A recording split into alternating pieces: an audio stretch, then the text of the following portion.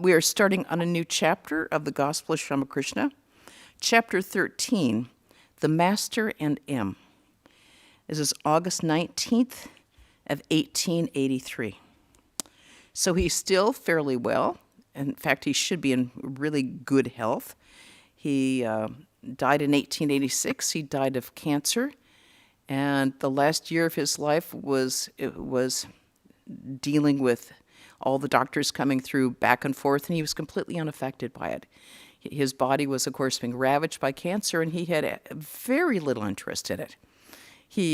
Nothing stopped him from being immersed in bliss. Nothing stopped him, even though he had throat cancer, from talking to people about God pretty much 20 hours a day, something like that, nonstop. And as Sri Sarda Devi, Holy Mother, said, she never saw him when he wasn't joyful the whole time, even ravaged by cancer. So because he talked about his body as this pillowcase, he didn't feel identified with it. So today we will start on the Master and M. M being Master Mahashai. He is the recorder of this gospel. He took it down in very terse note form, understandable only to himself, and then was able to recreate it because he had one of those photographic memories that even a note from him would bring back the whole scene. He could remember the music, he could remember exactly what was said, who was standing where in the room. So he was gifted with that, and from the very beginning, Sri Ramakrishna said, when other people would start taking notes, he would say, there's another man to do that. So he knew that was going to be his job. And when Sri Ramakrishna would say something particularly significant, he would say, M, did you catch that? Repeat what I said. And if M would repeat it, and he'd say, no, it was not exactly like that, it was like that. So if Sri Ramakrishna himself had some sort of a doubt whether he understood it completely, he would go over it with him to make sure he would record it exactly. So we would have this with us now. 100 years later. Over 100 years later. Okay. August 19th, 1883. It was Sunday, the first day after the full moon. You have to remember, in India, the stages of the moon are very significant. There's a lot of course, if you don't have electricity, you really rely on the moon quite a bit. And the moon often has significance has spiritual significance for various celebrations. Sri Ramakrishna was resting after his noon meal. The midday offering had been made in the temples, and the temple doors were closed. In the early afternoon, the master sat up on the small couch in his room and prostrated himself before him and sat on the floor. The master was talking to him on the philosophy of Vedanta. Master to Sri Ramakrishna. Master to him. Self-knowledge, he said, is discussed in the Ashtavakra Samhita. The non-dualists say, Soham, that is, I am the Supreme Self. This is the view of the sannyasis of the Vedantic school, but this is not the right attitude for householders, that is, everybody else, everyone who's not a monk or a nun, who are conscious of doing everything themselves. That being so, how can they declare, I am that, the actionless Supreme Self? According to non-dualists, the self is unattached. Good and bad, virtue and vice, and other pairs of opposites cannot in any way injure the self, that is, that divine self within us, the Atman, though they undoubtedly afflict those who have identified themselves with the bodies. Smoke soils the walls, certainly, but it cannot in any way affect space or akasha. Following the Vedantists of this class, Krishna Kishore used to say, I am Ka, that is, I am Akasha, or the infinite space. Being a great devotee, he could say that with some justification, but it is not becoming for others to say so.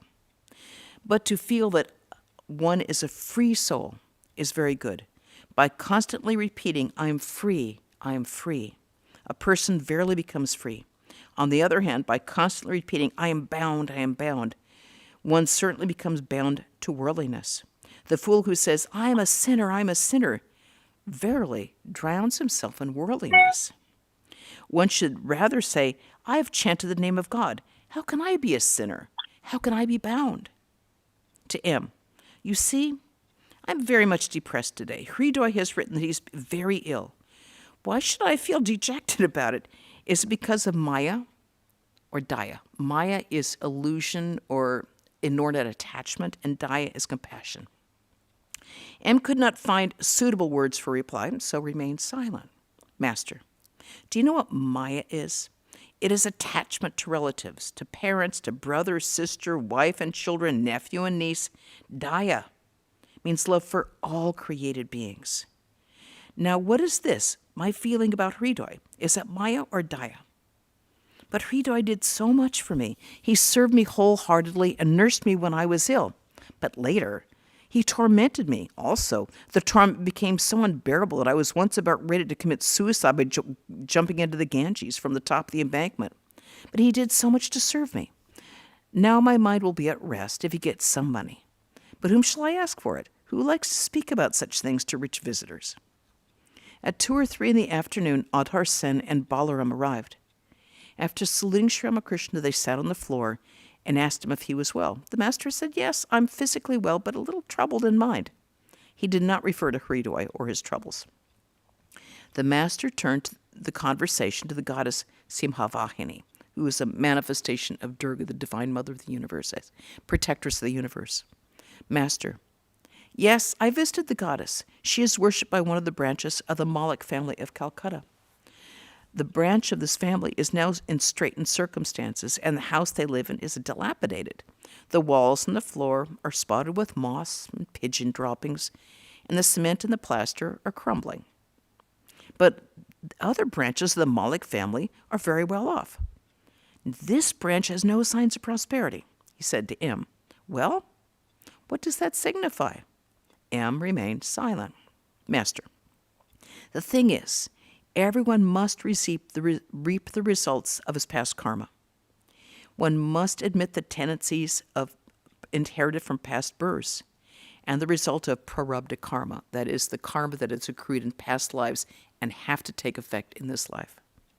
Nevertheless, in that dilapidated house, I saw the face of the goddess radiating a divine light.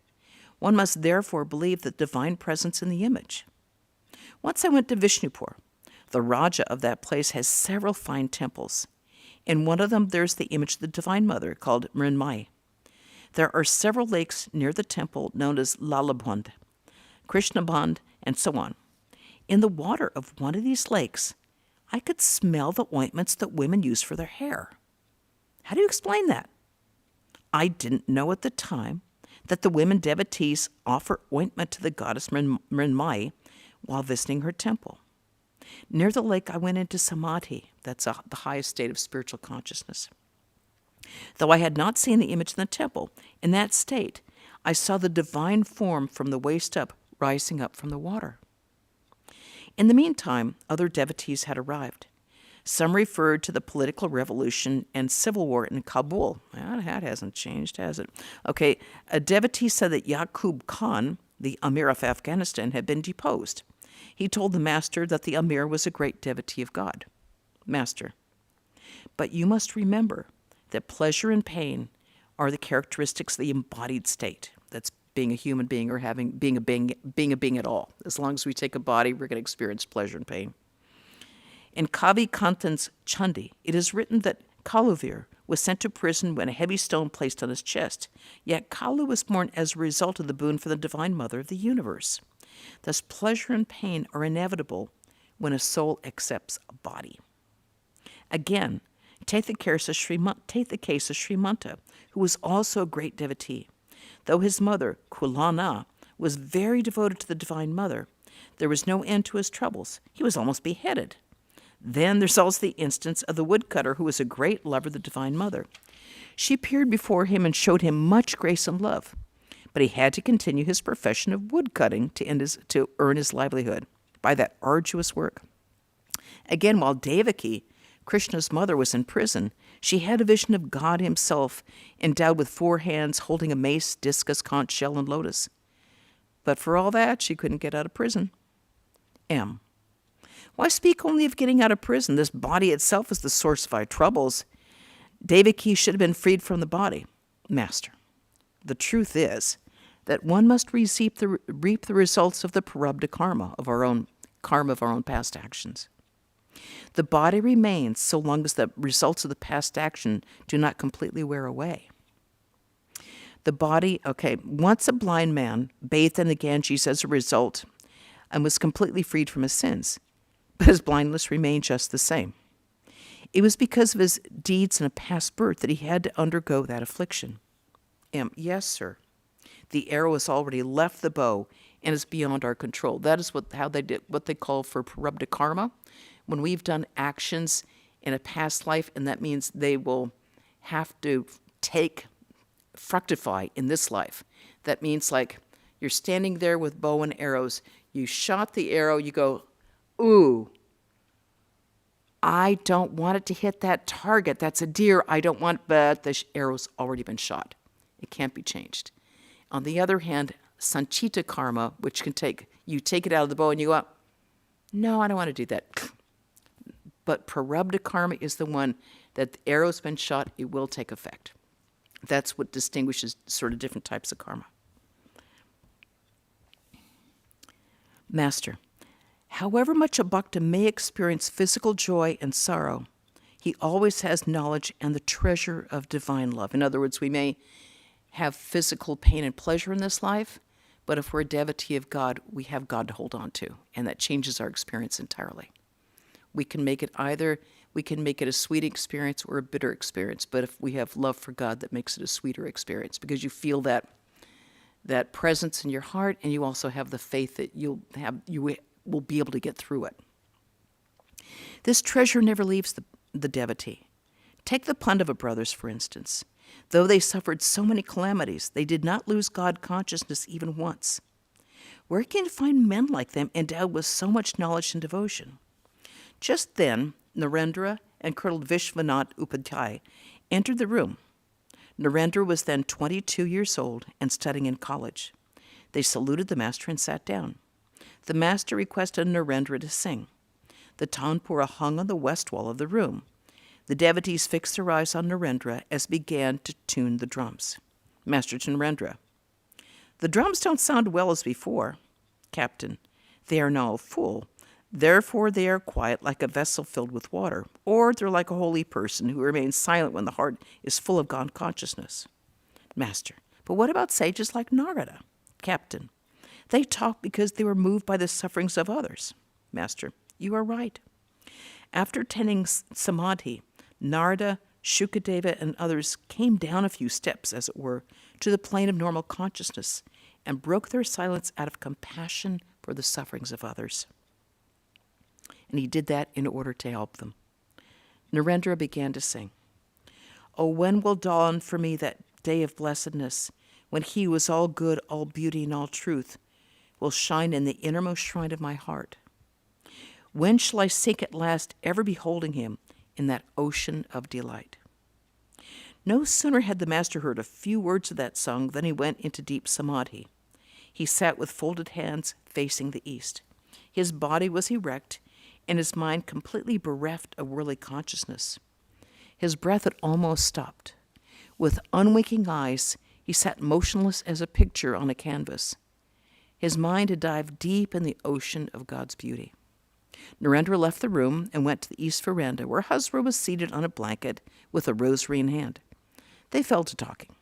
Other devotees arrived. The master came down from samadhi and looked around. He could not find Narendra. The tampur was lying on the floor, and he noticed the earnest eyes of the devotees were riveted on him.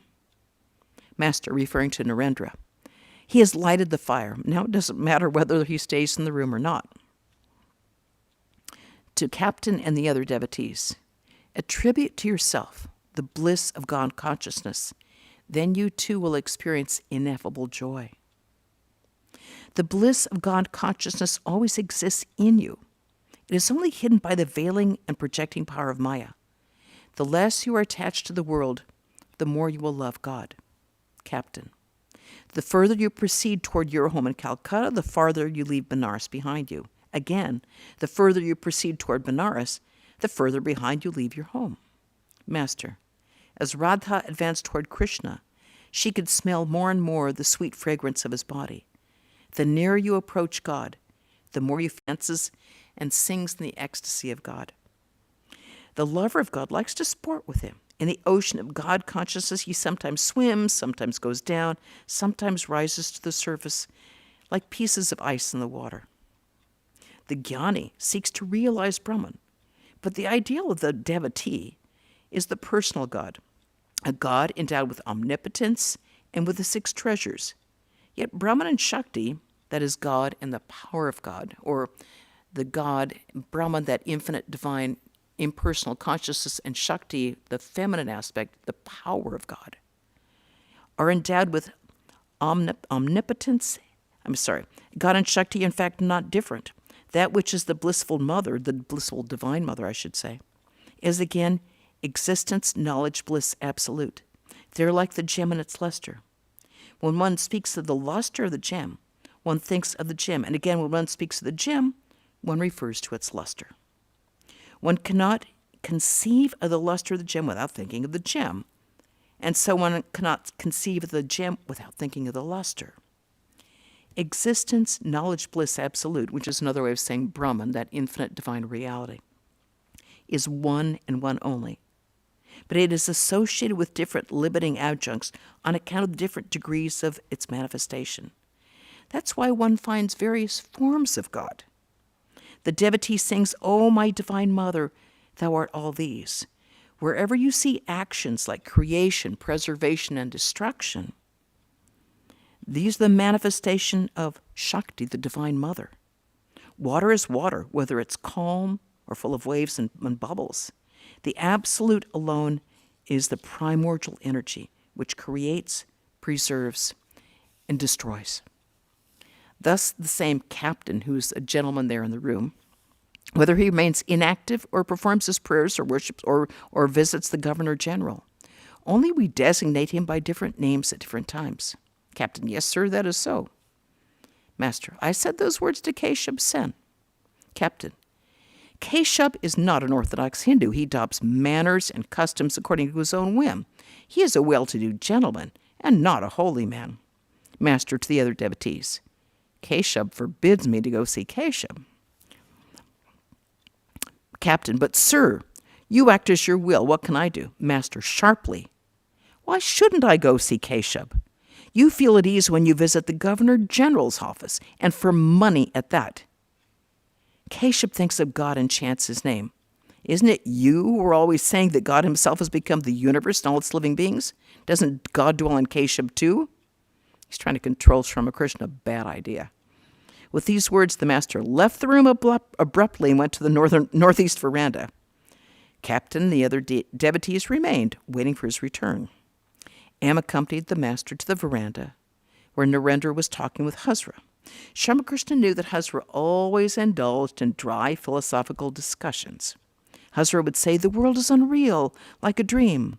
Worship, food offerings to the deity, so forth, are only hallucinations of the mind. The aim of spiritual life is to meditate on one's own real self. Then he would repeat, I am he, Soham, I am he. But at that point, his heart for money, material things, and people's attention. Sri Ramakrishna smiled and said to Hazra and Narendra, hello, what are you talking about? Narendra, smiling, oh, we're discussing a great many things. They're rather too deep for others. Master with a smile, but pure knowledge and pure love are one and the same thing.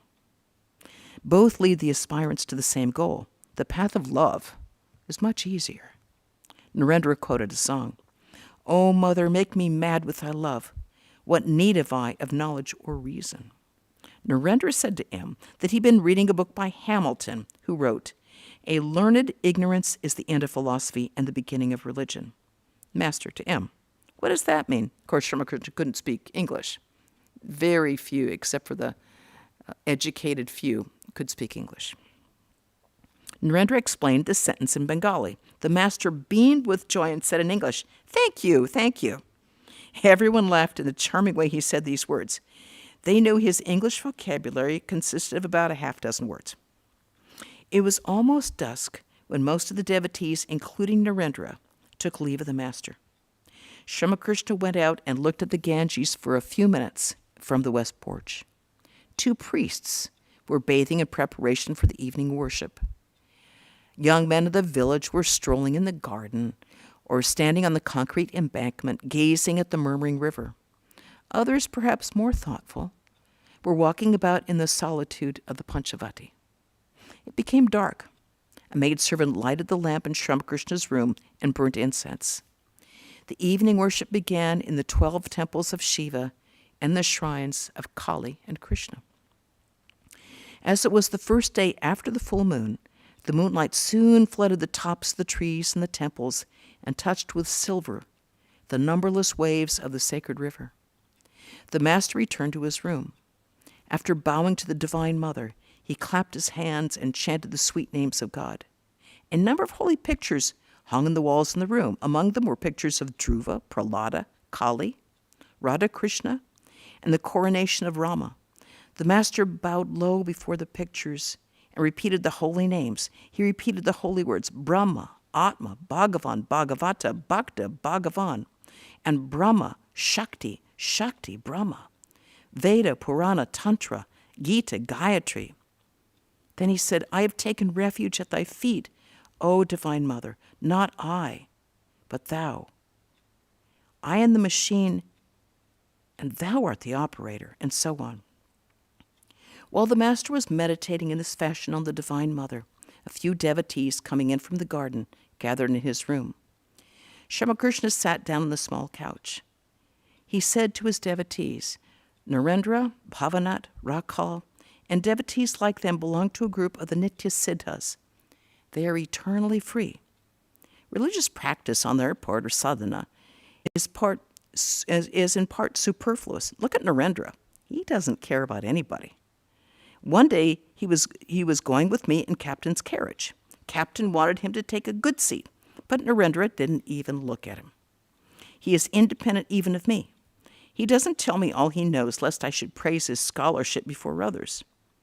He's free from ignorance and delusion. He has no bonds. He is a great soul. He has many good qualities. He is an expert in music, both as a singer and a player, and he's also a versatile scholar. Again, he keeps his passions under control and says that he will never marry. Why is there a problem with getting married? Because of the bondage. That's why. Because once you get married, then all of a sudden you're not only tied with your stuff, you're tied with somebody else's stuff too. That's why. There is a close friendship between Narendra and Bhavanat. They're just like man and a woman. Narendra doesn't come here very often, and that is good, for I am overwhelmed by his presence. And that is the end of that day. Is there any discussion or questions or objections or thigh upon these? Anything? Yes. Hi, John. Yeah. Well, you just brought up, and what is a Vyapandi? I can't hear you. Vyapandi, what is that? You said, Vyapandi. what was the last word you said? Oh, well, that's a good question. You said objection, something or other, another word. While you're doing that, I'll get to my point. So Shakti is. I'm overwhelmed by his presence. Do you mean all the Sanskrit words? Oh, no. Never mind. You said another word at the end. I think you were joking. Anyhow, Shakti is the female presence. Sounds like Shekinah in the Jewish tradition. Shakti is the female. Brahman is seen as masculine. Okay. But it actually isn't masculine because it's basically neuter, but it means the inactive presence. Brahman, the infinite divine existence, is infinite consciousness, infinite joy, infinite existence, infinite being itself. That has no active aspect. Every active aspect is feminine. In the Hindu worldview, every male aspect has a female aspect. You don't get a strictly male deity. You always have a feminine counterpart, which is why there's so many worshippers of the Divine Mother in India. If God is seen equally feminine as masculine, Sri Ramakrishna had Sri Sarada Devi, Radha had Krishna, Sita had Rama had Sita, Jesus had Mary. Every aspect of God has a feminine aspect, and that is the power behind them. Without the feminine aspect, the Brahman remains inert. It's like that statue of Kali, where she is standing on top of Shiva. Their eyes are intertwined, they're connected. He's laying prostrate at her feet. In deep samadhi, she's active. Without that active portion, life doesn't happen. Creation, preservation, dissolution are all the power of the Divine Mother. Everything is ruled by the power of the Divine Mother. Which is very similar to the Kabbalistic notion of Shekinah. Yeah, it's very close to Shekinah. Yes. Yeah. Okay, so I wanted to make sure I get clear on that. Yeah, the interpretations are a little different, but it's basically the same idea. Basically that same idea that you have in the Jewish mystical tradition. Yeah, Shekinah. Hey, Marie. Which is also, but the notion of God, the essence of God is not sexual. It's just our need to have these images. Is that correct? No. It's not sexual, but it isn't our need. It's just like, that's the way existence runs.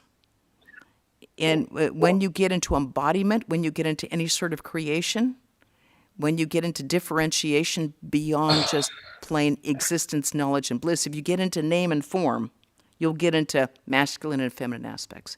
But then you have names which limit things and forms which are not really a true essence of the totality of God. Yes, but then can your mind ever comprehend something beyond that?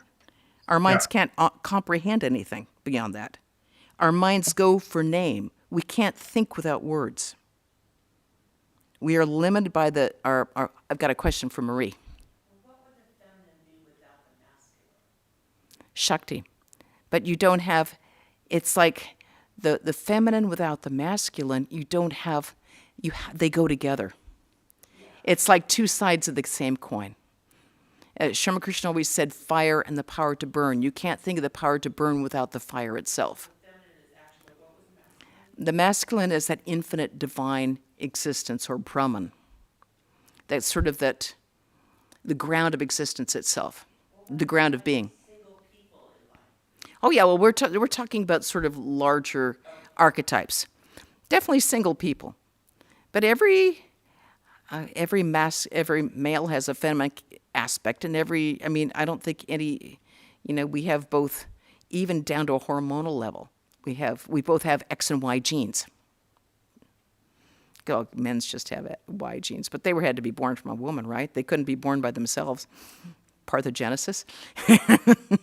What came first, the chicken or the egg? Yes. So, in any case, because we think in terms of name and form, that's how we can't think without using words. When we go to a higher state of consciousness, we go beyond words, we go beyond thoughts. But that state itself is beyond expression. So as long as we're limited by our own ideas of ourselves as bodies and other people as bodies, and then with minds, and as long as we think with words, which is, we are incapable of thinking without words. That's how we think. There's a whole Sphota theory in Hindu philosophy that, and Jesus said in the beginning was the Word. It wasn't Jesus, but it was John 1:1. In the beginning was the Word, and the Word was God. It was the Word first, and then creation happened after that. In the Hindu tradition, the whole idea of Om, everything comes from Om. So as long as we have the limitation of the body and the mind, you have to start from somewhere so we can have these ideas of infinite consciousness, infinite being. But where do you go from there? As long as we're reacting, as long as we identify ourselves as individual beings, and we see other people as individual beings, how do we relate with them? Well, we deify them. We know them, that divine reality is who they are, it's who we are. Davy Pronto, what do you have to say? You have to unmute yourself, girlfriend. Yes, you were very good. What you said was enough. Okay, what I said was enough. There you go. All right, if Davy Prana says it, then it's true. Okay. All right, then tomorrow we will have a talk. Oh, sorry. What was the opposite of Maya? Daya, compassion. Maya is attachment. Well, it's illusion, but it's also our clinging. It's like I see, it's like I love you because you are, it's like sort of an ego attachment sort of thing. It's like me, you love me, love my dog, love me, love my car, love me, and like my ego sort of extends like a big bloat between from me to everything I see around me, love my political views. It's like that's an attachment. Daya is where you love people equally, no matter whether they like you or dislike you, no matter whether you know them or not. That equal love for all beings, without any reaction of hatred or excessive love. It's just there's love that's like that, and there's love that's like that. Freedom or like holding on. Is there another interpretation of Maya as this world is Maya, meaning that it's not real in the sense that Yes, in the some will say that the world is unreal, but in the sense that there are some people who what they call the old idealists that say this is just a creation of our own mind. It doesn't exist. But there is the more widely believed is what they call it has a temporary reality to it. In other words, it exists, but it's not forever. The only thing that exists, that is their definition of real, is that which existed past, present, future. So, like the mountains behind us, we see as real. Well, then it starts to fall down. Yeah, no, yeah. Or this body seems real, but it's very temporary. This mind that we think is real, our moods change like that. What we believed 1,000% or how we identified 1,000% 10 years ago is no longer who we are. So that is unreal in the sense of not permanent.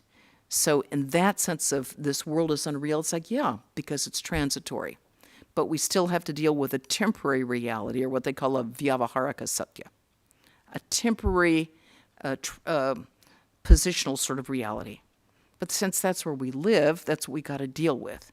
So we can't tell the person, well, you're unreal. It's like, because as long as I think I'm real, then I'm going to treat other people as equally real. And if I think I'm unreal, then there you go. Thank you. All right, so Sunday, tomorrow, Swami Vedarupananda will speak on the psychic and the spiritual. Next Wednesday, we will have a reading from How a Shepherd Boy Became a Saint at 5 p.m. Saturday, we will have another reading from the Gospel of Sri Ramakrishna. The following Sunday, Easter. If you have children, we will have an Easter egg hunt. So we hold the line, no one above, like, 30? No. No one. Oh. I'm in my second childhood. John, you can't come. I've been told that many times. David Prana, you can come. Okay.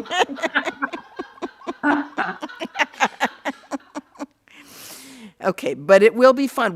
Last year we didn't have an Easter egg hunt at all, and there will also be a Christ worship here in the temple at 6:30 in the morning. I dare you to come. Okay. All right, so let's close with a chant. Om Shanti Shanti Shanti Hari Om Tat Sat Sri Ramakrishna Arpanamastu. Okay, thanks for joining, everybody. Yeah. See you later.